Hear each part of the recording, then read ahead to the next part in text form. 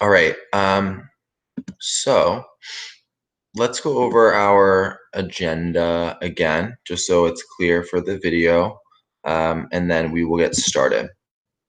So your do now was in Google Classroom and the agenda. But let's look at it again. So the agenda, answer the do now in Google Classroom, and then you guys are here in Google Meet. Sorry, I want it on my phone so I can answer questions.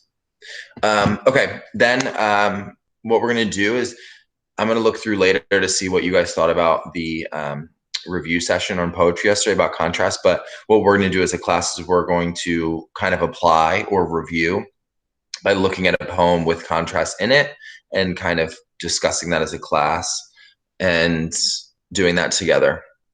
Then we're going to be done by the end of the first block, and then you guys are going to again watch that part 3 of the YouTube review series.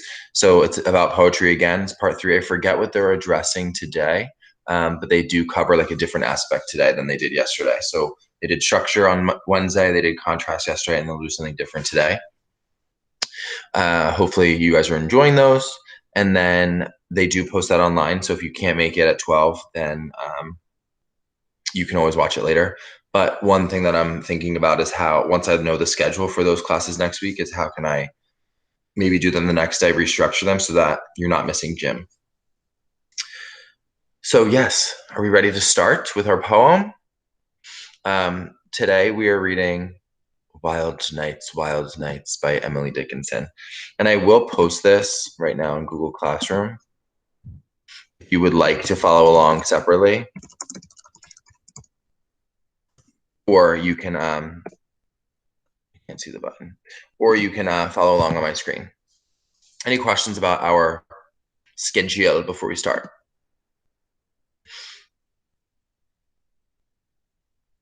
Questions, comments, concerns, cries of outrage. Wonderful. Okay. Emily Dickinson, Wild Nights, Wild Nights. Wild nights, were I with thee. Oh, wait. Okay, I'll read it once, then I'll tell you what we're doing. Wild Nights by Emily Dickinson. Wild nights, were I with thee. Wild nights should be our luxury. Futile the winds to a heart in port, done with the compass, done with the chart. Rowing in Eden, ah, the sea, might I but more tonight in thee. What the heck is she talking about? I'll read it again. This time I'm going to split you guys into different groups. I need some people I need 3 like groups almost. So I need, as we're reading, you're going to be thinking about and looking at one group of people, or one, it might only be one of you, is looking at sound, thinking about what's going on with the sound of the poem sonically, syntax, structure of the sentences, nouns, verbs, what's there, what's missing, and one to focus on diction. So let's write in the chat, or you can say what you would like to look at: sound, syntax, diction.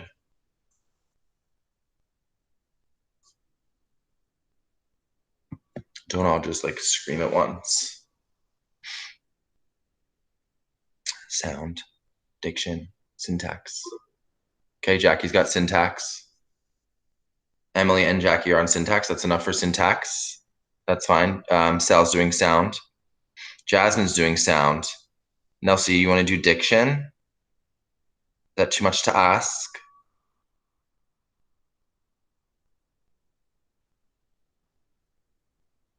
Nelsie?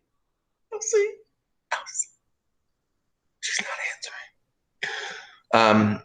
Nelsie, you're doing diction. Sorry, girl. I'll do it with you. So as we're reading through, that's what I want you guys to look at. My sound is pretty obvious. Like, how does it sound? What's going on with the sound? How does it? Today we're talking about contrast. So how is it shifting? How is it contrasting? For syntax, I'm going to look for verbs. That's all I'm going to say. Are there verbs? Where are the verbs? Are they there? That's what we're doing. And then me and Nelsie are going to tackle diction and what that might look like. So, Wild Nights. Wild Nights by Emily Dickinson. Wild nights, were I with thee. Wild nights should be our luxury. Futile the winds to a heart and port, done with the compass, done with the chart. Rowing in Eden, ah, the sea, might I but more tonight in thee. So there really is actually a lot going on here in this poem in just three short, very short stanzas. Take a moment to think. Then maybe we can jump off of our muting if you would like to share aloud, or you can start typing. What are things you notice, don't notice? Where are some contrasts?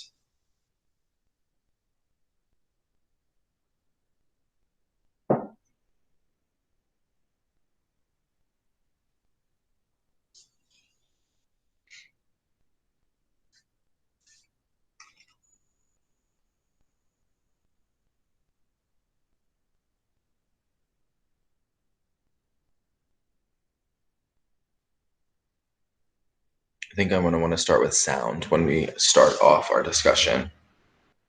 What's going on with the sound?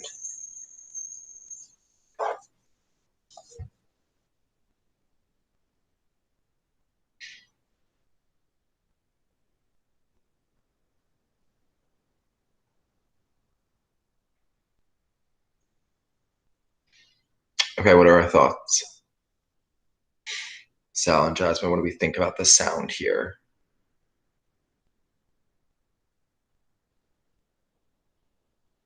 Rhyme. Okay, what about the rhyme? Did you just unmute yourself, say rhyme, and then mute yourself again? I'm sick.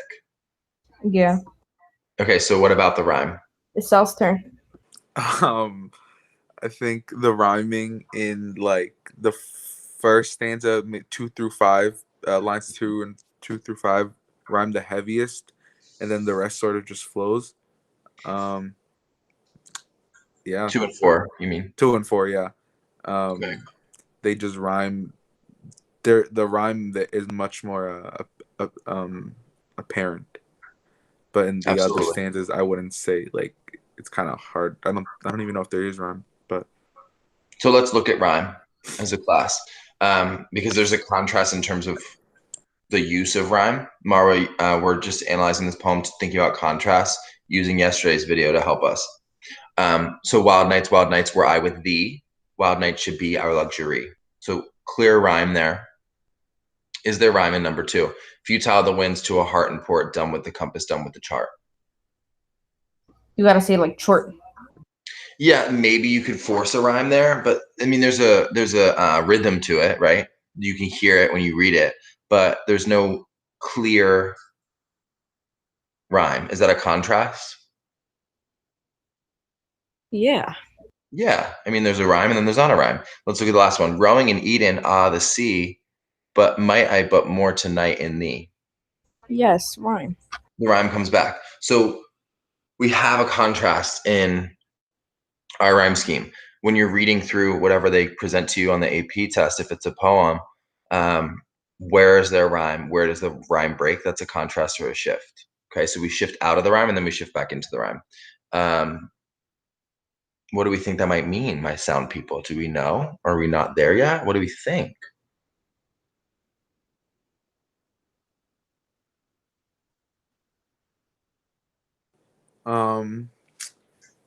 I think like the non-rhyme one might be like an intermission almost. Okay, what do you think? Do you have any idea what I you have think she's no. saying? I mean, I know she's really happy. Like there's some sort of joy going on. Why? So, What words tell joy? our luxury. I think the exclamation points really like emphasize that.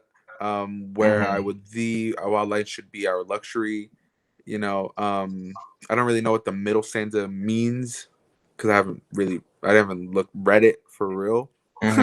But I don't know what the middle stanza could be, but it could be some sort of like intermission, like her trying to explain something.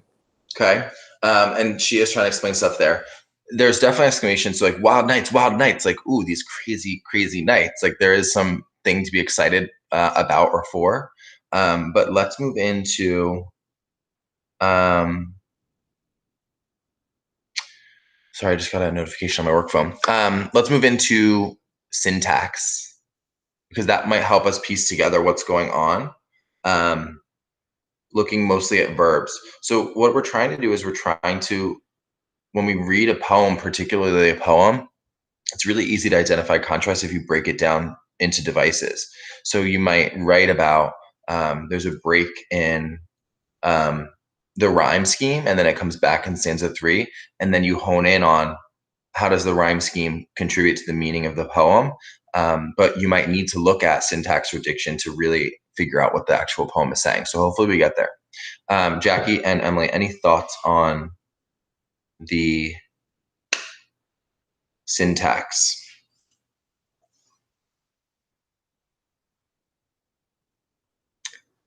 What's up with the verb? Or anyone? Let's look at it again. Where are the verbs? Verbs specifically with the syntax, the syntactical arrangement.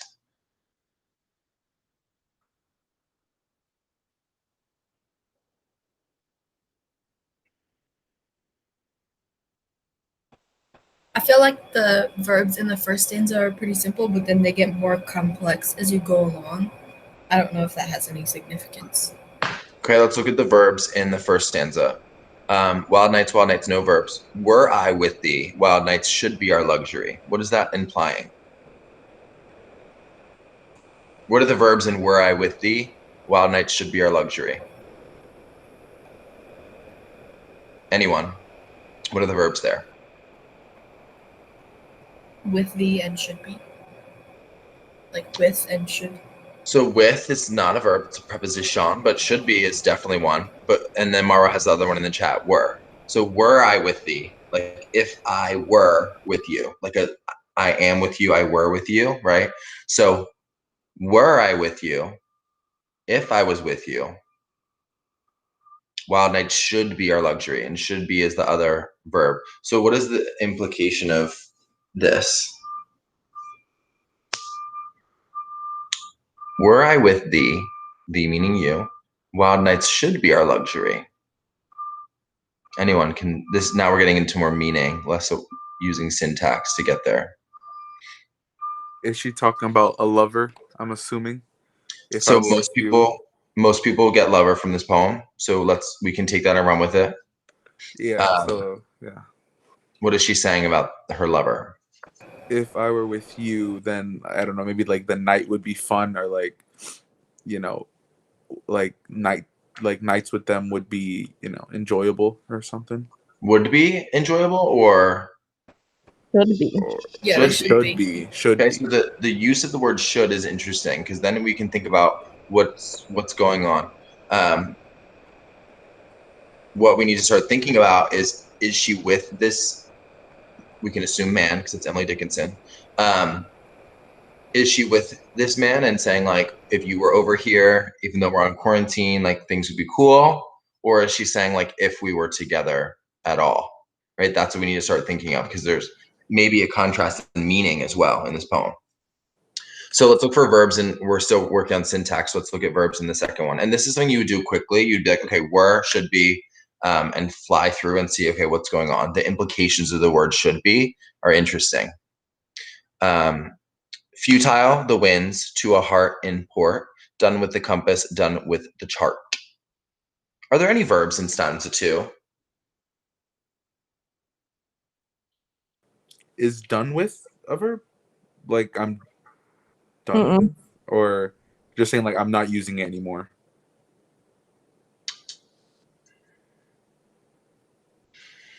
I think, yeah, I mean, done is like done with is a verb for sure, but is it being, it's more of like an exclamation here. So I don't know if it's really being used as a verb.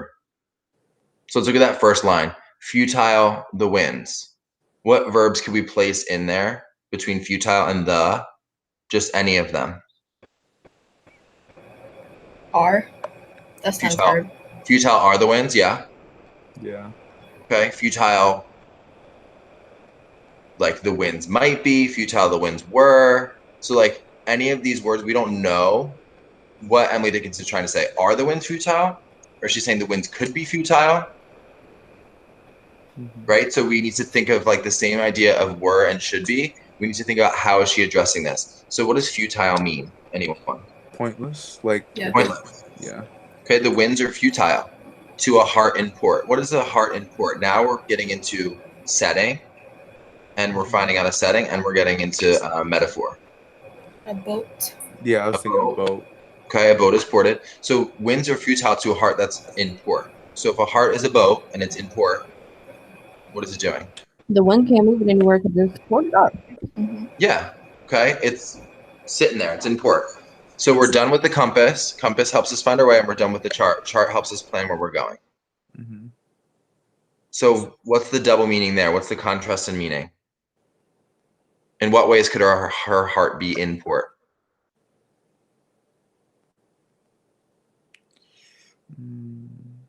Maybe like he has her heart. It don't need to go nowhere else anymore because she found the one.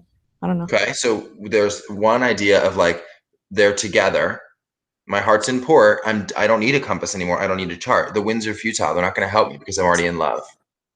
What's the opposite of that? The contrast that she could be talking about because of the words were and should be. She's trapped with this person. I would say she's trapped Or, like, without the in- person. Right? Like, If I were with you, move on. She can move wild on. nights Yeah. would be our luxury. The winds are futile because I'm stuck in port. The compass doesn't matter. The chart doesn't matter because I'm not with you. I'm alone in port. Okay, there's a contrasting idea. Then rowing in Eden, the sea, might I but more tonight in thee. What does it mean to more? Does anyone know what it means to more?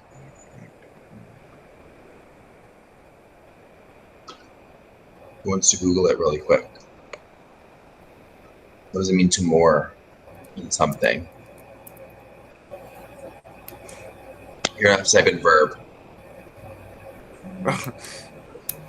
Because more is a place. A boat be made fast by mooring. Make fast by attaching it by cable or rope to the shore or to an anchor. Okay, Like to so stop a boat. yeah, to anchor, to stop a boat. So she's gonna moor tonight in thee. What does that mean? I'm gonna stop and spend my time thinking about you. Okay. Is there I think for sure that like there's a connection. I'm gonna moor tonight with you. But like this idea of anchoring in someone is a little bit of like, you know, intimate vibes, I would say. But this is also again another use of the word might. Okay, might I but more tonight in thee.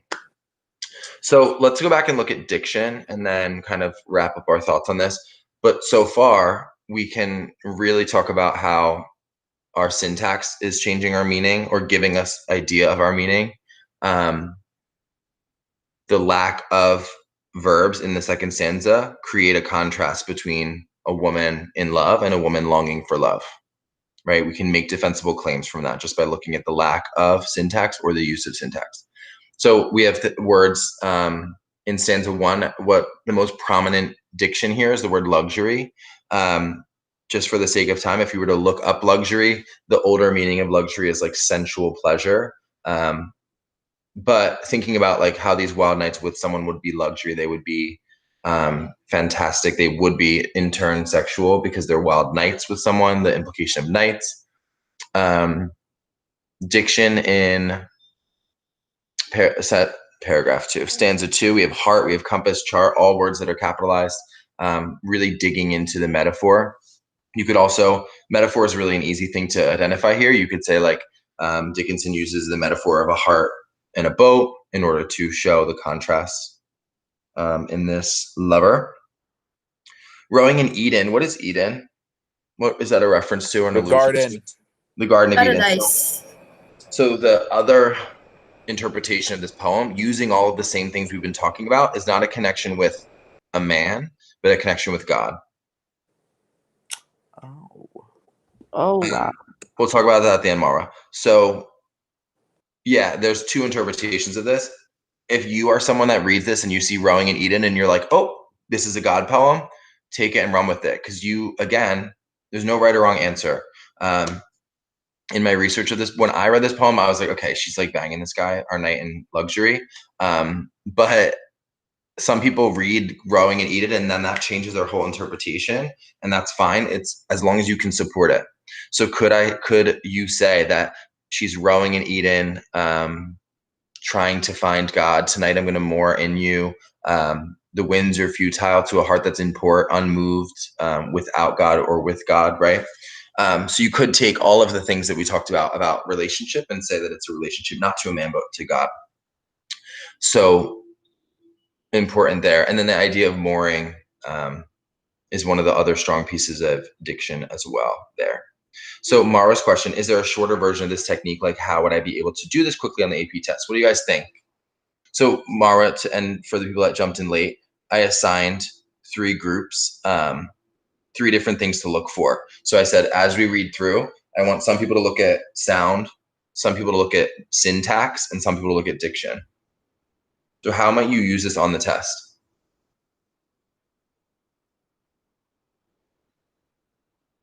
If one of the sort of like categories sticks out to you more for a poem, then you could just look at that one thing and focus on that. You need to, on the test, identify what sticks out to you. So if you're a person, so Mara, what do you mean by sound? Like, how does it sound sonically? Is there rhyme? Are there things like that? So wild nights, were I with thee, wild nights should be our luxury. Then in the second stanza we talked about at the beginning, there's no rhyme. So the rhyme goes away. If I notice when I'm reading it, oh, like this sounds like a cool tune. Wild nights, were I with thee, wild nights should be our luxury. Futile the winds to a hardened port, done with the compass, done with the chart. I'm like, oh, that was a shift. Okay, if you don't identify that as a reader, you might be able to say, oh, I see a metaphor comparing a heart and port. There's a boat involved. That's a metaphor. I can identify that.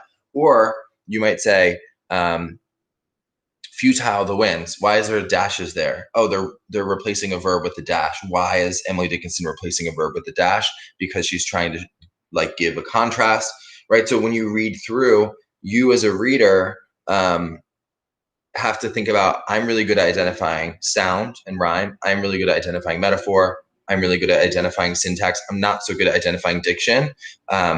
But being able to quickly think on your feet of like, okay, I'm noticing syntax, I'm noticing sound. What is that saying? Because the question is going to guide you. The question might be like, read Wild Nights by Emily Dickinson and write a defensible claim about the contrast. So you're looking for contrast, and then you're going to identify techniques. Today we talked about sound, diction, syntax. You could talk about metaphor. You could talk about setting. And like quickly reading through with like your own toolbox in your own mind. Does that make any sense? Am I crazy? Tell me I'm not crazy. I'm crazy. Okay, cool. Because I won't be able to help you. I won't be able to like say the first time I read this, I wasn't like, oh my God, there's a lack of a verb. But after reading it a bunch of times and then like reading some stuff online, I was able to say like, oh, okay, there's a syntax situation here, but I'm not going to be able to coach you guys through that. So it's like, if you're not going to pick up on that syntax, it might be more obvious than other poems. So being able to kind of identify you as a reader, what can you do? But to just say like the imagery is nice, there's a boat, like that's not going to cut it. So how do we look for specific changes? I'm not going to be right on this, by the way, but I just want to practice what they're preaching in these live sessions. And also I need to give you some time. Are there any questions for me about this poem? Such a good poem, I think.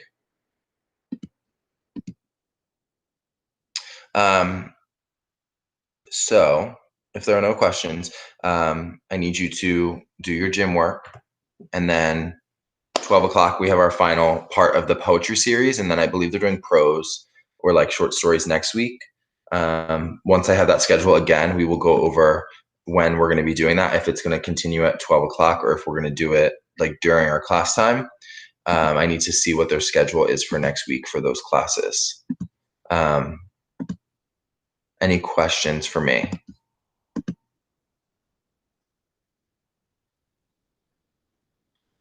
questions?